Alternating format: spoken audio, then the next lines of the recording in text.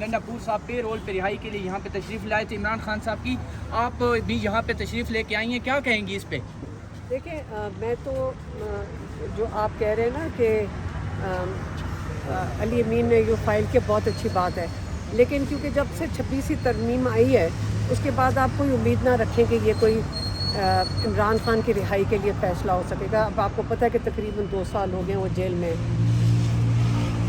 जो अली अमीन के साथ कल हुआ है, जो MNAs के साथ मंगल के रोज़ हुआ है, जिस तरह उनको मारा गया है, उससे पहले जो लीडर ऑफ द अपोजिशन है, पाकिस्तान के करोड़ों लोगों के जो नुमाइंदे हैं, वो एक आइनी पोजीशन है, वो है अपोजिशन लीडर। उनकी मिनिस्टर के लेवल की पोस्ट होती है। उसके अलावा पंजाब असम्बली के जो अपोजिशन लीडर हैं, इन सबको पुलिस की वैनों में, पंजाब पुलिस मरीम नवाज़ की वैनों ने भरकर बियाबान में जाके छोड़ दिया था। आपको ये पता है ना? जब ये सारा कुछ आप कर रहे हैं, मेरा तो ये ख्याल है कि हमारी जो इमरान खान की जो जिस पे जो गवर्नमेंट बैठी हुई है KP में या यहाँ पे फेडरल गवर्नमेंट और जो नेशनल असम्बली में और जो KP में और पंजाब में, मेरा तो ख्याल है हमें तो गवर्नमेंट से इनको सारों को निकल जाना चाहिए। ये जुल्म कर रहे हैं ना। और ये जो मरीम नवाज़ है, ये जो कर रही है, इसको जो कर रही है हमारी PTI के लोगों के साथ, मेरा तो ख्याल है कि ये निकल जाना चाहिए। इमरान खान को ये छोड़ना नहीं चाहिए। ख़ानदान को तो डर लग रहा है इस वक्त। इमरान खान से खौफ है इनको, मोदी से तो खौफ कोई नहीं है। मोदी तो इनके दोस्त हैं और मोदी की जो दोस्ती है वो निभानी पड़ रही है इनको। खौफ तो सारा इमरान खान से है इनको। इमरान खान का इनका इरादा नहीं है कि जहाँ वहाँ पे मोदी अटैक करता है पाकिस्तान पे, साथ ये हमला कर देते हैं इमरान खान पे। तो ये किसके लिए काम कर रहे हैं ये जो ख़ानदान है? हालात बहुत ज़्यादा कशीदा हैं और ड्रोन जो है वो रावलपिंडी तक आ गया, बल्कि GH 8-10 किलोमीटर दूर तक। तो कितना फ़ीसद आपको उम्मीद है, तवक्कुआत है कि इमरान खान को रिहा कर दिया जाएगा पैरोल पे? देखें मेरी बात सुने, ये सारा कुछ जो मैं पहले भी कह चुकी हूँ, हर शहर में मोदी ने ड्रोन भेजे हैं, हर शहर में पाकिस्तान के ड्रोन भेजे हैं। वो आपको ये बताना चाह रहे हैं मैं यहाँ तक पहुँच सकता हूँ, ये बता रहे हैं अपने लोगों को।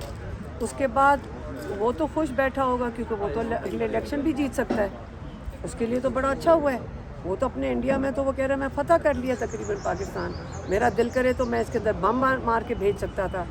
वो अपने लोगों को उसने, उनके सामने वो हीरो बन गए। पहले नवाज़ शरीफ बताए कि उसने अपने दोस्त को जवाब दिया है कि नहीं, नवाज़ शरीफ आप, क्योंकि नवाज़ शरीफ ही है ना इंचार्ज, उसी का ख़ानदान है बैठा ना, उसका भाई बैठा है, उसकी बेटी बैठी है। उसको नवाज़ शरीफ को अब उसका रिस्पांस दिल्ली में देना चाहिए अपने दोस्त को। मैम जैसे ही हालात कशीदा हुए हैं, नवाज़ शरीफ भी इस्लामाबाद में आ गए हैं, इमरान खान सबसे बड़े पार्टी के लीडर हैं, आपको कोई इन्फॉर्मेशन है कि उनकी कोई हिफाजती इक़दाम किए गए हैं जेल में?